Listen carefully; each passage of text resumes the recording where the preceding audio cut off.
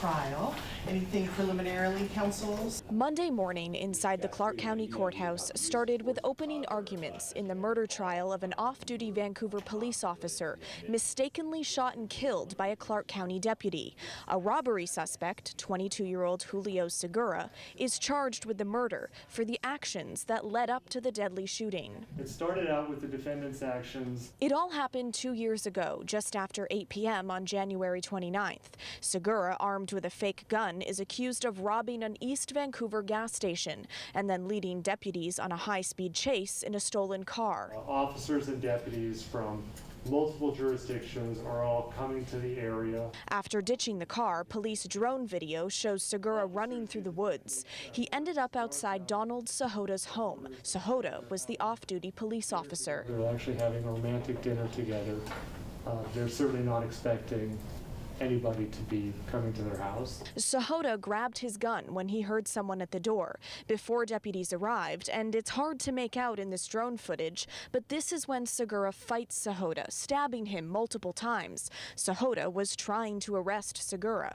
The defense attorney argues Segura did not know Sahota was an officer and that he was acting in self-defense. He says, I was confused. He said it one time. I couldn't tell. He seemed like he might have had some training, but I couldn't tell if he was a police officer. The prosecuting attorney argues Sahota did identify himself as an officer. Don Sahota has his gun and is walking with his gun kind of back like this toward the defendant, tells the defendant that he's a police officer and tells the defendant to get on the ground because he's arresting him.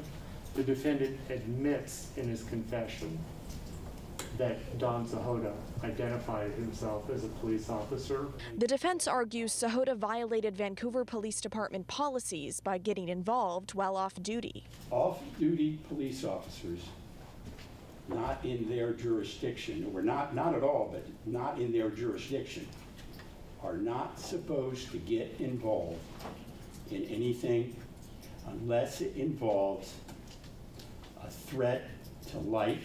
Don Sahota will never know exactly what was in his mind when he made that decision to try to arrest the defendant. Once law enforcement got to the house, Clark County Deputy Jonathan Feller watched Sahota pick up his gun. He mistakenly thought it was the suspect, so he fired his gun, shooting and killing Sahota. Segura then surrendered and was arrested. As for Deputy Feller, he was placed on critical incident leave, standard protocol following a use of force incident resulting in death. There was no firearm.